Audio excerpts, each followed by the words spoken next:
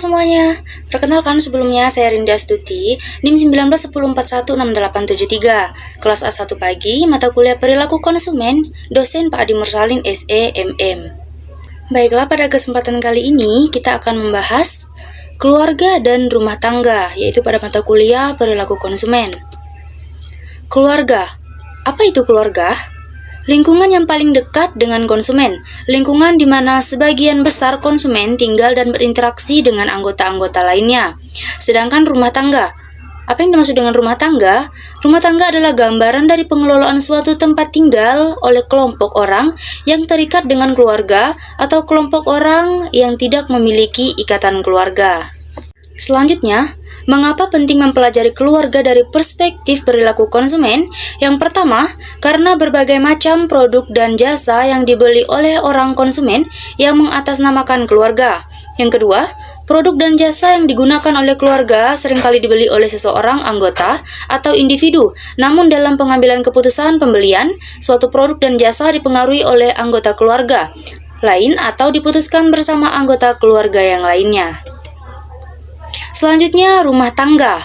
Rumah tangga biasa seseorang atau sekelompok orang yang mendiami sebagian atau seluruh bangunan fisik dan biasanya makan bersama dari satu dapur, mengurus kebutuhan sehari-hari bersama menjadi satu. Sedangkan rumah tangga khusus adalah orang-orang yang tinggal di asrama, tangsi panti asuhan, lembaga permasyarakatan atau rumah yang pengurus kebutuhan sehari-harinya dikelola oleh suatu yayasan atau lembaga dan kelompok orang yang tinggal dengan makan dan berjumlah lebih dari 10 orang. Jadi rumah tangga ini yaitu ada dua, rumah tangga keluarga dan bukan rumah tangga. Selanjutnya yang akan kita bahas yaitu rumah tangga keluarga.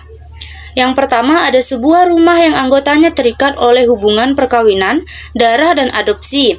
Yang kedua, rumah tangga keluarga terdiri atas rumah tangga suami istri, rumah tangga suami istri dan anak-anaknya, rumah tangga suami istri dan anak-anaknya yang tinggal di rumah berbeda, rumah tangga tunggal, dan rumah tangga lainnya.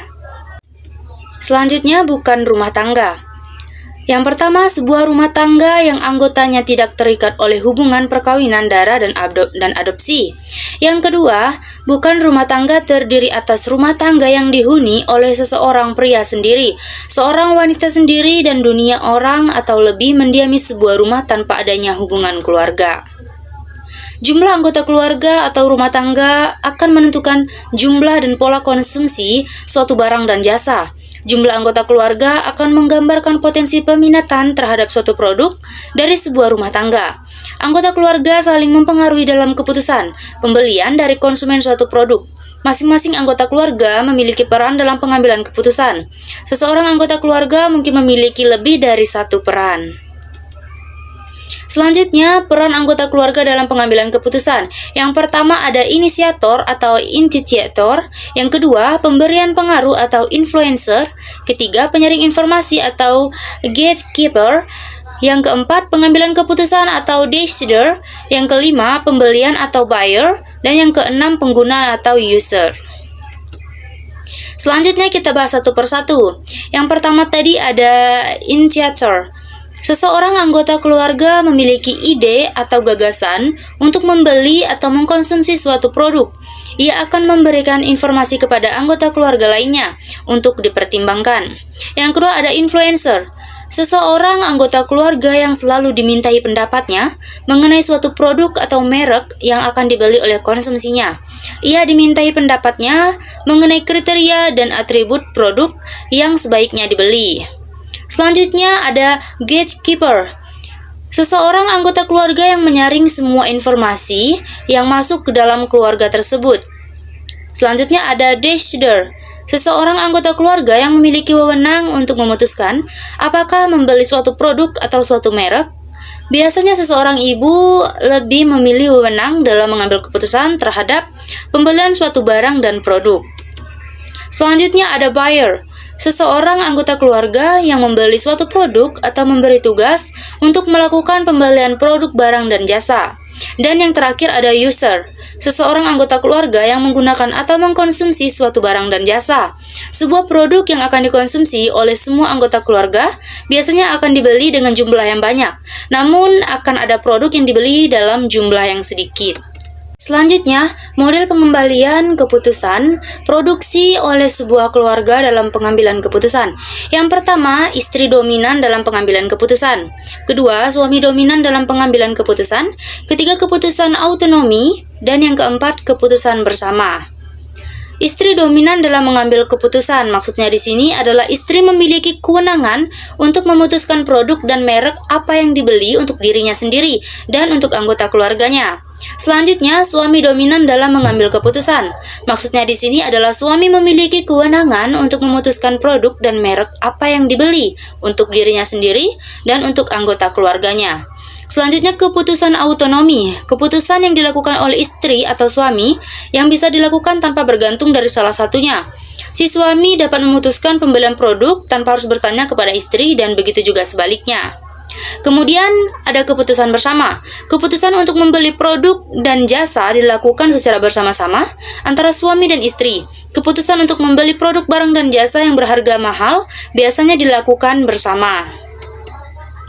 Selanjutnya, ini ada Undang-Undang Nomor 10 Tahun 1992 tentang perkembangan kependudukan dan pembangunan keluarga sejahtera memberikan landasan bagi keluarga dalam menjalankan fungsi.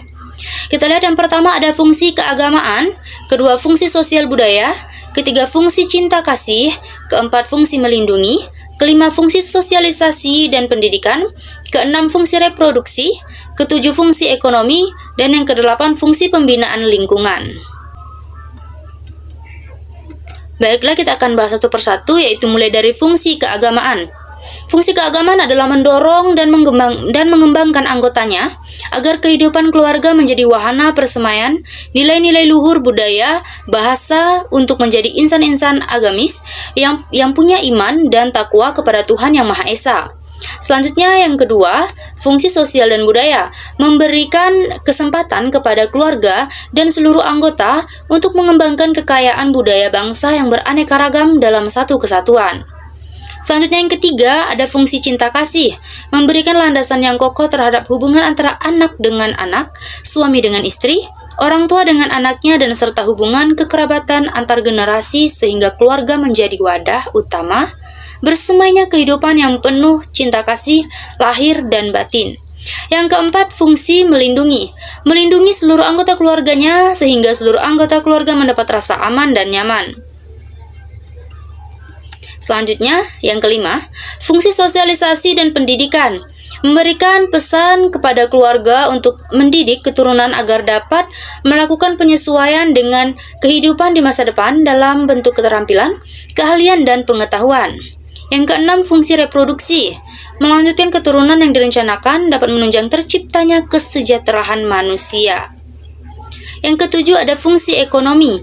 Keluarga menyediakan kebutuhan fisik yang mencukupi dan memadai bagi semua anggota keluarga dalam bentuk makanan, minuman, pakaian, rumah, dan pemeliharaan bagi seluruh anggota keluarganya.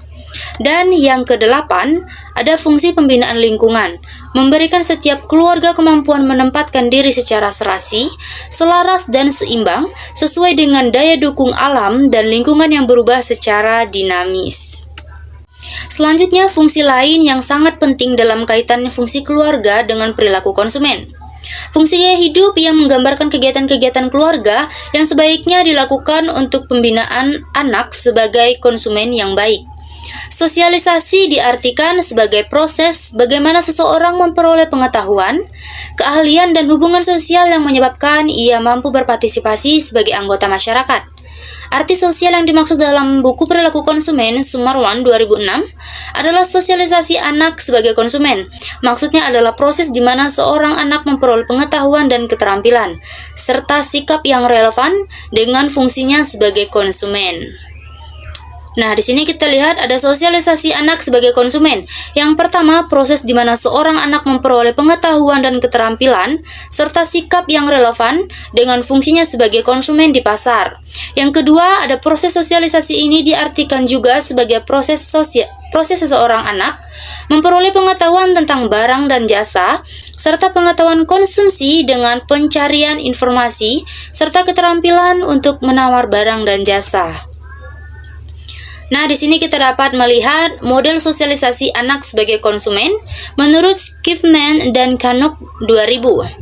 Mulai dari anak muda, kemudian anggota keluarganya yang mempengaruhi nilai-nilai dasar dan perilaku itu ada agama, keterampilan individu, cara berpakaian, etika dan sopan santun, motivasi belajar, pekerjaan dan karir, norma perilaku konsumen.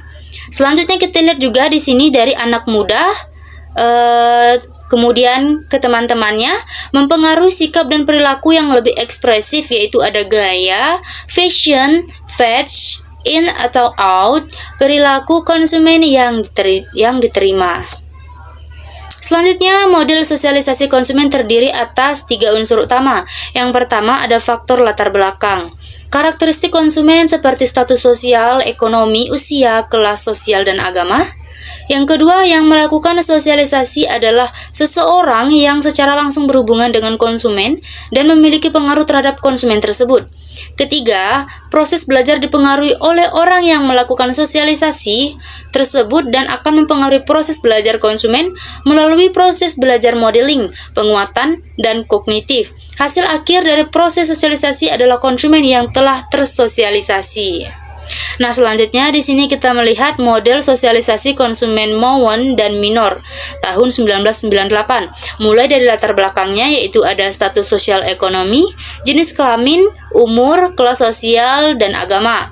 Selanjutnya ada pelaku sosialisasi mulai dari media, anggota, keluarga, teman dekat, dan guru. Di proses belajar kita melihat bahwa di situ ada model, penguatan, tahap pengembangan, dan kognitif.